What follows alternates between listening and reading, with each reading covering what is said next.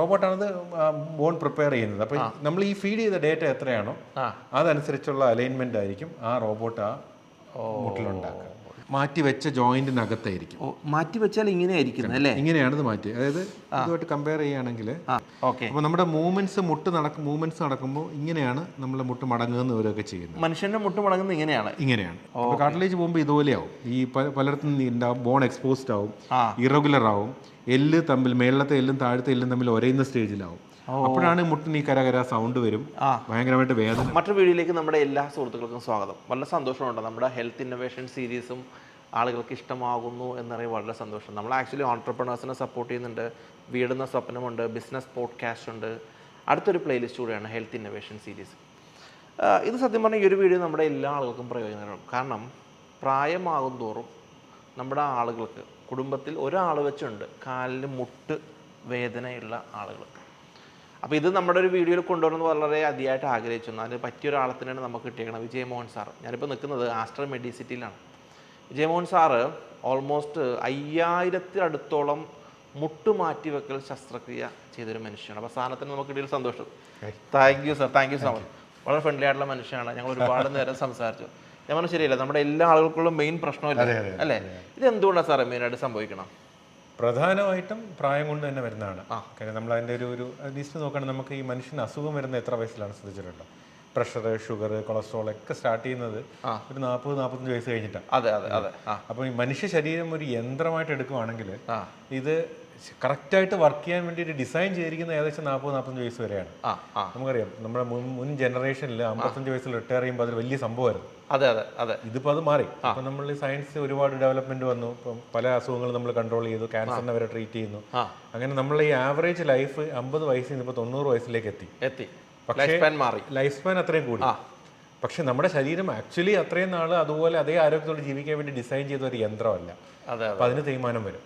അപ്പൊ അതുകൊണ്ടാണ് ഈ പറഞ്ഞ പോലെ പ്രഷറും ഷുഗറും കൊളസ്ട്രോളും ഒക്കെ വരുന്ന പോലെ തന്നെ പറഞ്ഞ ഒരു 40-45 വയസ്സ് കഴിയുമ്പോൾ മുട്ടിനും ഇടുപ്പിനും നട്ടലിനും ഒക്കെ തേയ്മാനം തുടങ്ങും. റോബോട്ടാണ് ഇപ്പൊ ലേറ്റസ്റ്റ് റോബോട്ടാണ്. റോബോട്ട് ഉപയോഗിച്ചുള്ള നീ റീപ്ലേസ്മെന്റ് ആണ് ഇപ്പൊ ലേറ്റസ്റ്റ് ആയിട്ട് വന്നിരിക്കുന്ന ഡെവലപ്മെന്റ്. ഇവിടെ നമുക്ക് ഡോക്ടർ ഡെമോൺസ്ട്രേറ്റ് ചെയ്യാനായിട്ട് ഒരു സാധാരണ നമ്മുടെ മനുഷ്യന്റെ മുട്ടിനുള്ള 2-3 ഡെമോൺസ്ട്രേഷൻ ഇതാണല്ലേ സാറേ യഥാർത്ഥ ഒരു മനുഷ്യന്റെ മുട്ട് എന്ന് പറയുന്നത് അല്ലേ? നോർമലി നമ്മളെ ഒരു മുട്ടിന്റെ ഷേപ്പ് ഇങ്ങനെ വരുന്നത്.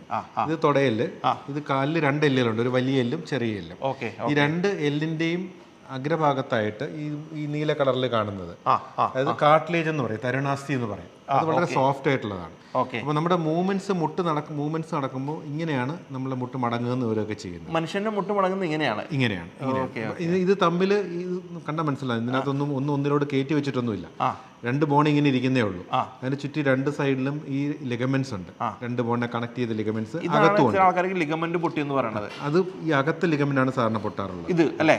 പുറത്ത് 2 എണ്ണം, ഫ്രണ്ടിൽ 1 എണ്ണം, ബാക്കിൽ 1 എണ്ണം, അങ്ങനെ 4 ലിഗമെന്റ് ആണ് ഇതിനെ കൺട്രോൾ ചെയ്യുന്നത്. ഇതൊരു നോർമൽ ഒരാളുടെ മുട്ട് ഇങ്ങനെ ഇരിക്കുന്നത്. വേറൊരു മുട്ട് നമ്മുടെ അടുത്തുണ്ട്. ഇതൊക്കെ ഡെമോൺസ്ട്രേഷൻ. ഇത് കുറച്ചൊരു എന്താ സാർ ഇത് സംഭവിച്ചേക്കുന്നത്? ഇതിപ്പോ സംഭവിച്ചത് കഴിഞ്ഞാൽ നീല കളറുള്ള ഭാഗം ഇതിനകത്തില്ല. ഇതിൽ തന്നെ നീല കളറുള്ള സാധനം ഈ കാർട്ടിലേജ്. കാർട്ടിലേജ് തേഞ്ഞു പോകുന്നതിനെയാണ് നമ്മൾ തേയ്മാനം എന്ന് പറയുന്നത്. എല്ലല്ല തേയുന്നത്. ഈ കാർട്ടിലേജ് തേഞ്ഞ് ഈ കാർട്ടിലേജ് എന്ന് വെച്ചാൽ നമ്മളിപ്പോൾ ഒരു നോർമൽ ഒരു സൈക്കിളിന്റെ ഒരു ഇത് വീല് കാണുകയാണെങ്കിൽ അത് ബെയറിങ്സ് ഉണ്ടല്ലോ. ആ ബെയറിങ്സ് പൊട്ടിപ്പോയാൽ എങ്ങനെ മൂവ് ചെയ്യാം? അല്ലെങ്കിൽ ഒരു കഥകിന്റെ വിജാഗിരി അത് തുരുമ്പിച്ചിരുന്ന എങ്ങനെയാ മൂവ് ചെയ്യുക? അതാണ് ഈ കാർട്ടിലേജ് പോകുമ്പോൾ സംഭവിക്കുന്നത്. കാർട്ടിലേജ് പോകുമ്പോൾ ഇതുപോലെയാവും. ഈ പലയിടത്തും ബോൺ എക്സ്പോസ്ഡ് ആവും, ഇറഗുലർ ആവും, മേളത്തെ എല്ലും താഴത്തെ എല്ലും തമ്മിൽ ഒരയുന്ന സ്റ്റേജിലാവും. അപ്പോഴാണ് മുട്ടിന് ഈ കരകര സൗണ്ട് വരും, ഭയങ്കരമായിട്ട് വേദന വരും. പിന്നെ ഈ ഒരയുന്നത് കാരണം അതിനകത്ത് ഇൻഫ്ലമേഷൻ വന്നിട്ട് സ്വെല്ലിംഗ് വരും. അങ്ങനെയുള്ള കാര്യങ്ങളൊക്കെ വരുന്നത് അതുകൊണ്ട്. അപ്പൊ യഥാർത്ഥത്തിൽ മുട്ട് തേയ്മാനം എന്ന് പറയുന്നത് സാറ് പറയണത് ഈ സാധനം കാർട്ടിലേജ് അഥവാ തരുണാസ്ഥിയുടെ തേയ്മാനമാണ് മുട്ട് തേയ്മാനം എന്ന് പറയുന്നത്, എല്ലിന്റെ അല്ല. പക്ഷെ അങ്ങനെ വന്ന് കാർട്ടിലേജ് ഇല്ലാതാവുമ്പോൾ ഈ എല്ല് ബോൺ എക്സ്പോസ്ഡ് ആവും. എല്ല് എക്സ്പോസ്ഡ് ആവുമ്പോൾ പിന്നെ എല്ല് തമ്മിൽ ഒരയാൻ തുടങ്ങും. അപ്പോഴാണ് സിവിയർ ആയിട്ടുള്ള ഒരു ആദ്യത്തെ സ്റ്റേജിൽ ഈ കാർട്ടിലേജ് തേഞ്ഞു തുടങ്ങുന്ന സ്റ്റേജിൽ ആണ് നമുക്ക് medicines, injections, stem cell treatment അങ്ങനെയൊക്കെ ഉള്ളത്. പക്ഷേ ഈ ഒരു സ്റ്റേജ് അത് കാർട്ടിലേജ് കംപ്ലീറ്റ് പോയി കഴിയുമ്പോൾ പിന്നെ നമുക്കത് ഓപ്പറേഷൻ കൊണ്ട് മാത്രമേ കറക്റ്റ് ചെയ്യാൻ പറ്റുള്ളൂ. അപ്പോൾ സാറേ നമ്മളെ 2 മുട്ടുകളുണ്ട്. സാധാരണ ഒരാളുടെ മുട്ടും പിന്നെ തേയ്മാനം വന്നാലുള്ള ഒരു പ്രോസസ്സ് നമ്മൾ കണ്ടു. ഇനി തേയ്മാനം വന്ന ആളുകൾക്ക് മുട്ട് റീപ്ലേസ് ചെയ്യാനായിട്ട് സാധിക്കും. അതാണ് ഇപ്പോൾ ലേറ്റസ്റ്റ് ആയിട്ട് വന്നിരിക്കുന്ന റോബോട്ടിക് സർജറി. അതാണ് നമ്മൾ സാർ ചെയ്യുന്നത് അല്ലേ? ഇവിടെ അതിന്റെ കുറെ സാധനങ്ങൾ നമുക്ക് കാണാം. നമുക്കൊന്നുകൂടെ സാർ വിവരിച്ചതാ എന്താ ഇതൊക്കെയാണെന്ന്. ഞാൻ നേരത്തെ ഇത് കാണിച്ചില്ലേ നമ്മുടെ നേരത്തെ ഈ ഒരു തേയ്മാനം ഇത്രേ പോയിരിക്കുന്നു. അപ്പോൾ ഈ തേയ്മാനം വന്നു കഴിയുമ്പം ഈ എല്ല് തമ്മിൽ ഒരയുന്നു. അത് കാരണം അസഹനീയമായ വേദന ഉണ്ടാവും. അപ്പോൾ നമുക്ക് എന്താ വേണ്ടതെന്ന് വെച്ചാൽ ഇത് തമ്മിൽ ഒരയാൻ പാടില്ല, പക്ഷേ മുട്ട് മടക്കാനും തുറക്കാനും പറ്റണം സ്മൂത്ത് ആയിട്ട്. അതിനാണ് നമ്മൾ ഈ ഒരു മുട്ട് മാറ്റി വയ്ക്കൽ എന്ന് പറയുന്നത് ഒരു ആർട്ടിഫിഷ്യൽ ജോയിന്റ് നമ്മൾ അകത്ത് വെക്കുക ചെയ്യാം. അതായത് പിന്നീട് ഈ ഒരു മൂവ്മെന്റ് നടക്കുന്നത് അത് മാറ്റി വെച്ച ജോയിന്റിനകത്തായിരിക്കും. മാറ്റി വെച്ചാൽ ഇങ്ങനെയായിരിക്കും അല്ലേ? ഇങ്ങനെയാണ് ഇത് മാറ്റി. അതായത് ഇതുമായിട്ട് കമ്പയർ ചെയ്യുകയാണെങ്കിൽ ഇപ്പൊ ഈ ഒരു തൊടയിലിന്റെ അഗ്രഭാഗത്ത് ഈ കാർട്ടിലേജ് പോയ ഭാഗത്ത് ഇതുപോലെ ഒരു ക്യാപ്പ് വരും, മെറ്റൽ ക്യാപ്പ്. എന്നിട്ട് ഇവിടെ താഴത്തെ ഈ കാർട്ടിലേജ് പോയ ഭാഗത്ത് ഇവിടെ ഒരു പ്ലാറ്റ്ഫോം വരും. പക്ഷെ നമുക്ക് ഇത് രണ്ടും മെറ്റലാണ്. മെറ്റലും കൂടെ പറഞ്ഞാൽ അറിയാലോ ഡാമേജ്. അപ്പൊ അതുകൊണ്ട് അതിനിടയ്ക്ക് ഒരു പോളി എത്തിലിൻ എന്ന് പറഞ്ഞ ഒരു മെറ്റീരിയൽ ഉപയോഗിക്കുന്നത്. അതാണ് ഈ വെളുത്ത് കാണുന്നത്. ഇത് പല സൈസാണ്. ഓരോ നമ്മൾ ഓപ്പറേഷൻ ചെയ്യുമ്പോൾ ആദ്യം മുട്ട് തുറന്നിട്ട് ഇങ്ങനെ ഡിഫറെന്റ് സൈസസ് ഉള്ള ഇങ്ങനെ പ്രോസസ്സ് ഉണ്ട്. അത് 8 or 9 സൈസിൽ ഇങ്ങനെ അവൈലബിൾ ആണ്. ഇപ്പോൾ ശ്രദ്ധിക്കുകയാണെങ്കിൽ ഇതാണ് ഏറ്റവും ചെറുത്, ഇതാണ് ഇപ്പോൾ ഏറ്റവും വലുത്. അപ്പം നമ്മൾ ഓപ്പൺ ചെയ്തിട്ട് നമ്മൾ അത് മെഷർ ചെയ്യും.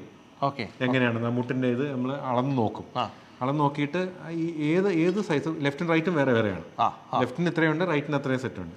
ഓരോന്നും നോക്കിയിട്ട് ഏതാണോ അതിന് ഏറ്റവും അനുയോജ്യമായിട്ടുള്ളതെന്ന് കണ്ടുപിടിച്ചിട്ട് ആ സൈസിലുള്ളതാണ് അതിനകത്ത് ഫിക്സ് ചെയ്യുക. അങ്ങനെ ഫിക്സ് ചെയ്യുന്നതാണ് ഈ കാണുന്നത്. അപ്പോൾ ഇത് മേളിൽ വരും. പിന്നെ താഴെ ഇതുപോലൊരു പ്ലാറ്റ്ഫോം വരും. എന്നിട്ട് ഇത് കണ്ടില്ലേ ഈ ഡിഫറെന്റ് കളറിലിരിക്കുന്നത്. 8 മില്ലിമീറ്റർ, 9 മില്ലിമീറ്റർ, 11 മില്ലി, അങ്ങനെ 17 മില്ലിമീറ്റർ വരെയുണ്ട്. അത് നമ്മൾ ഇത് ഫിക്സ് ചെയ്തിട്ട് ഇത് നമ്മൾ ഓരോന്നായിട്ട് വെച്ച് നോക്കും ഇതിനിടയ്ക്ക്. അപ്പോൾ ഏത് വെക്കുമ്പോഴാണോ ഈ പറഞ്ഞ ലിഗമെൻറ്റ്സ് ഏറ്റവും കറക്റ്റായിട്ട് അലൈൻഡ് ആവുന്നത് എന്ന് നോക്കിയിട്ട് അതിപ്പോൾ നമുക്ക് സപ്പോസ് അത് ചെയ്യുമ്പോൾ ഒരു 12 മില്ലിമീറ്റർ ആണ് കാണുന്നതെങ്കിൽ 12 മില്ലിമീറ്ററിൻ്റെ സാധനം എടുത്ത് ഫിക്സ് ചെയ്യും. അപ്പോഴാണ് അത്. അപ്പോൾ അത് കഴിഞ്ഞുള്ള മൂവ്മെന്റ്സ് നടക്കുന്നത് പിന്നെ മുട്ടിന്റെ മൂവ്മെന്റ്സ് നടക്കുന്നത് ഈ ജോയിന്റിനകത്താണ്. അപ്പം രണ്ട് കാര്യങ്ങൾ, ഒന്ന് വേദനയില്ലാവും, രണ്ട് ചിലർക്ക് ഈ തേയ്മാനം വന്നിട്ട് മുട്ട് വല്ലാതെ വളഞ്ഞു പോകും.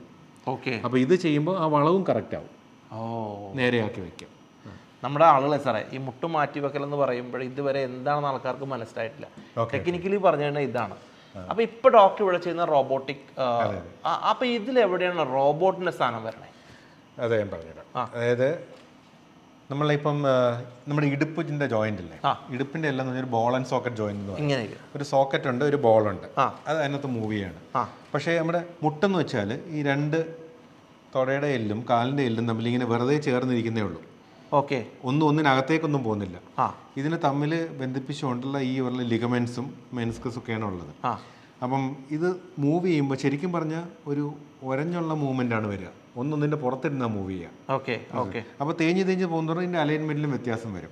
നമ്മളൊരു കൃത്രിമ സന്ധി അവിടെ വെക്കുമ്പോൾ അത് ഈ നമ്മളെ ബോഡി ആക്സിസ് എന്ന് പറയും, മെക്കാനിക്കൽ ആക്സിസ് എന്ന് പറയും. ആ ആക്സിസിൽ കറക്റ്റായിട്ട് ഇത് അലൈൻ ചെയ്ത് വെക്കണം.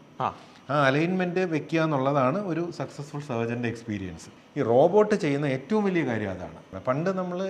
പണ്ടെന്നല്ല ഇപ്പോഴും നോർമൽ TKR ചെയ്യുന്നത് ഇതുപോലെയുള്ള ഇൻസ്ട്രുമെന്റ്സ് ഉപയോഗിച്ച് ആ അലൈൻമെന്റ് കാൽക്കുലേറ്റ് ചെയ്ത് അതനുസരിച്ച് ബോൺ പ്രിപ്പയർ ചെയ്ത് സാധനം വെക്കുക എന്നുള്ളതാണ്. ഇപ്പോൾ റോബോട്ടിക് TKR നമ്മൾ ചെയ്യുന്നത് വെച്ചാൽ ആദ്യം ആ കാലിന്റെ ഫുൾ CT സ്കാൻ എടുക്കും. ഇടുപ്പ് മുതൽ പാദം വരെയുള്ള CT സ്കാൻ എടുത്തിട്ട് അതിൻ്റെ ഒരു 3D മോഡൽ നമ്മൾ സോഫ്റ്റ്വെയറിൽ, ഇപ്പോൾ ഈ ഗെയിംസ് ഒക്കെ ഉള്ള പോലെ ഇപ്പോൾ കളിക്കുന്ന സോഫ്റ്റ്വെയർ ഗെയിംസ് ഉണ്ടല്ലോ, അതുപോലെ ഒരു 3D മോഡൽ ഈ സോഫ്റ്റ്വെയറിൽ ഉണ്ടാക്കും. ഉണ്ടാക്കിയിട്ട് നമ്മൾ ഈ ഓപ്പറേഷൻ്റെ തലേ ദിവസം അതിന് റോബോട്ടിക് ടെക്നീഷ്യനും സർജനും കൂടെ ഒരുമിച്ചിരുന്നിട്ട് ഈ സർജറി ഫുൾ അതിനകത്ത് ചെയ്യും സോഫ്റ്റ്വെയറിൽ. മനസ്സിലായി? അപ്പം എവിടെ എത്ര മില്ലിമീറ്ററിൽ നമ്മൾ ആ ബോൺ പ്രിപ്പയർ ചെയ്യണം, എത്ര ഡിഗ്രി ആംഗിളിൽ ഇത് വെക്കണം, അല്ലെങ്കിൽ അലൈൻമെൻറ്റ് കറക്റ്റ് ആവണമെങ്കിൽ എത്ര ഇപ്പോൾ ഇൻക്ലിനേഷൻ, റൊട്ടേഷൻ പലതുണ്ടല്ലോ. അപ്പോൾ അതിനകത്ത് നോക്കുകയാണെങ്കിൽ ഇതിപ്പം ഇങ്ങനെ ഇരിക്കാം, അല്പം തിരിഞ്ഞിരിക്കാം. അപ്പോൾ അതിൽ ഈ താഴത്തെ പ്ലാറ്റ്ഫോം തന്നെ ഇങ്ങനെ ഇരിക്കാം, അല്ലെങ്കിൽ കറങ്ങിയിരിക്കാം. അപ്പോൾ അതിന് ഇൻക്ലിനേഷൻ, റൊട്ടേഷൻ, അങ്ങനെയുള്ള പല കാൽക്കുലേഷൻസ് ഉണ്ട്. അതിങ്ങനെ ട്രയൽ ആൻഡ് എറർ ചെയ്ത് നോക്കും അതിനകത്ത്. എന്നിട്ട് ഏതാണ് ആ പേഷ്യൻറ്റിന് ഏറ്റവും ബെസ്റ്റ് എന്നുള്ളത് നമുക്ക് അതിനകത്ത് കാണാൻ പറ്റും. അത് ഇത് ചെയ്ത് കഴിഞ്ഞിട്ട് മൂവ് ചെയ്ത് നോക്കാൻ പറ്റും, ഒരു അനിമേഷൻ പോലെ. അപ്പോൾ എത്ര കറക്റ്റായിട്ടുള്ള ആക്യുറസി വരുന്ന ഏതിനാന്ന് കണ്ടുപിടിച്ച് കഴിഞ്ഞാൽ ആ ഡേറ്റ ഔട്ട്പുട്ട് എടുത്തിട്ട് അതാണ് റോബോട്ടിലേക്ക് ഫീഡ് ചെയ്യുന്നത്. ഓക്കെ, അപ്പോൾ കറക്റ്റ് ആയിരിക്കും. ഹ്യൂമൻ എറർ വരാനുള്ള പോസിബിലിറ്റി ഇല്ല. പിറ്റേന്ന് റോബോട്ടാണത് ബോൺ പ്രിപ്പയർ ചെയ്യുന്നത്. അപ്പോൾ നമ്മൾ ഈ ഫീഡ് ചെയ്ത ഡേറ്റ എത്രയാണോ അതനുസരിച്ചുള്ള അലൈൻമെന്റ് ആയിരിക്കും ആ റോബോട്ട് ആ മുട്ടിലുണ്ടാക്കുക. അപ്പോൾ അതിൻ്റെ അലൈൻമെന്റിന്റെ ആക്യുറസി 100% ആക്കും. ഒന്ന് നമ്മൾ തലേന്നിരുന്നത് ട്രയൽ ആൻഡ് എറർ ചെയ്ത് കാൽക്കുലേറ്റ്, സാധാരണ നീ റീപ്ലേസ്മെന്റ് ചെയ്യുമ്പോൾ ഒരു തവണ ഓപ്പൺ ചെയ്യുന്നു, നമ്മൾ കാൽക്കുലേറ്റ് ചെയ്യുന്നു, അത്രയേ ഉള്ളൂ. മറ്റേത് തലേ തവണ 2-3 നമ്മൾ ചെയ്ത് നോക്കുവാണ്. എന്നിട്ട് ഏതാണ് ഏറ്റവും ബെസ്റ്റ് എന്ന് കണ്ടുപിടിച്ചിട്ട് അതാണ് നമ്മൾ ഫീഡ് ചെയ്യുന്നത്. അപ്പോൾ ആ ഏറ്റവും ബെസ്റ്റ് ആ പേഷ്യന്റിന് വേണ്ടതാണ് റോബോട്ട് കട്ട് ചെയ്യാൻ പറ്റും. ക്വാളിറ്റി സാധനം പേഷ്യന്റിന് കിട്ടും അല്ലേ? അല്ല, സാധനത്തിന്റെ അല്ല, ക്വാളിറ്റി അലൈൻമെന്റ് കിട്ടും. ക്വാളിറ്റി അലൈൻമെന്റ് പേഷ്യന്റിന് കിട്ടും. പിന്നെ വേറെ കുറച്ച് അഡ്വാൻറ്റേജസ് ഉണ്ട്. നമ്മൾ ഈ പറഞ്ഞ ചില പ്രത്യേക ഇൻസ്ട്രുമെന്റ്സ് ഉപയോഗിച്ചാണ് അലൈൻമെന്റ് കണ്ടുപിടിക്കുന്നത്. അപ്പൊ അതിനുവേണ്ടി ബോണിനകത്തേക്ക് ചില ഇൻസ്ട്രുമെന്റ്സ് ഒക്കെ കയറ്റേണ്ടി വരും. നോർമൽ അതെ, അതൊന്നും TKR വേണ്ട. അപ്പൊ അതുകൊണ്ട് ഗുണമെന്ന് വെച്ചാൽ അത്രത്തോളം ബ്ലഡ് ലോസ് കുറവായിരിക്കും. ഈ ബ്ലഡ് ലോസിന്റെ കാര്യം പറഞ്ഞപ്പോൾ ഡോക്ടർ, ഇപ്പൊ ഇങ്ങനത്തെ നോർമലി ഇപ്പോൾ ഒരാളുടെ ഒരു പേഷ്യന്റിന്റെ ഒരു മുട്ട് മാറ്റിവെക്കൽ ശസ്ത്രക്രിയ നടന്ന ഒരാളാണെങ്കിൽ അയാൾ ബാക്ക് ടു നോർമൽ ലൈഫിലേക്ക് വരാൻ എത്ര ദിവസം വേണ്ടി വരും? നമ്മൾ ഇപ്പോഴത്തെ ഒരു പ്രോട്ടോക്കോളിൽ ഈ നീ റീപ്ലേസ്മെന്റ് ചെയ്ത് കഴിഞ്ഞാൽ ഉടനെ തന്നെ നടത്തിക്കും. അത് അനസ്തീഷ്യയുടെ എഫക്റ്റ് ഒരു 3 മണിക്കൂർ കൊണ്ട് മാറിക്കഴിഞ്ഞാൽ തന്നെ നമ്മൾ നടന്നു തുടങ്ങാം. കാലിൽ ഫുൾ വെയിറ്റ് കൊടുത്ത് തന്നെ നടന്നു തുടങ്ങാം. പക്ഷെ ഒരു മാസത്തോളം ഒരു വാക്കർ ഉപയോഗിക്കാൻ പറയും. അത് വേറെ ഒന്നും ഉണ്ട്, നമ്മളൊരു വീഴ്ച ഒഴിവാക്കി ഇമ്മീഡിയറ്റ് നടക്കുമ്പോൾ ഒരു വേദന വന്നിട്ട് കാല് മടങ്ങുകയോ എല്ലാം ചെയ്തൊരു വീഴ്ച ഒഴിവാക്കാൻ വേണ്ടിയാണ് ഒരു വാക്കർ ഉപയോഗിക്കാൻ പറയുന്നത്. ഒരു മാസം കഴിഞ്ഞാൽ വാക്കർ മാറ്റി പതുക്കെ വീട്ടിലെ ജോലികളൊക്കെ ചെയ്തു തുടങ്ങാം. സാധാരണഗതിയിൽ ഒരു 2 മാസം മുതൽ 3 മാസം വരെ സമയം കൊണ്ട് ബാക്ക് ടു നോർമൽ ആക്ടിവിറ്റീസ് വരാൻ പറ്റും. ഓക്കെ, അപ്പോൾ എന്തായാലും സന്തോഷം. ഒരുപാട് കാര്യങ്ങൾ നമുക്ക് പറഞ്ഞു തന്നു. നമ്മുടെ ഓഡിയൻസിന് ഒരു പക്ഷേ ഇത് ഫസ്റ്റ് എക്സ്പീരിയൻസ് ആയിരിക്കും. വിജയമോഹൻ സാർ, ഞാൻ ആദ്യം പറഞ്ഞ പോലെ കേരളത്തിൽ തന്നെ 5000-നടുത്തോളം നീ റീപ്ലേസ്മെന്റ് ചെയ്ത ലാസ്റ്റ് മെഡിസിറ്റിലുള്ളത് നമ്മുടെ ആളുകൾക്ക് വരും കേട്ടോ. എല്ലാവരെയും ഒന്ന് പെർഫെക്റ്റ് ആയിട്ട് വിടണം. എന്റെ പേര് പറയാൻ വേണ്ടി അപ്പോൾ ഞാൻ ഡോക്ടറോട് സംസാരിച്ചു. വളരെ ഫ്രണ്ട്ലി ആയിട്ടുള്ള മനുഷ്യനാണ്. നമ്മളോട് വളരെ എല്ലാ കാര്യങ്ങളും നമ്മൾക്കും മനസ്സിലാകുന്ന രൂപത്തിൽ ഡോക്ടർ പറഞ്ഞു തന്നു. ആരോഗ്യത്തോടുള്ള ദീർഘായുസ്സ് പടച്ചോന്ന് പ്രാർത്ഥിക്കാം. എല്ലാവിധ ആശംസകളും. അപ്പോൾ ഞങ്ങൾ ഹെൽത്ത് ഇന്നോവേഷൻ സീരീസിൽ സഹകരിച്ചത് വളരെ സന്തോഷം.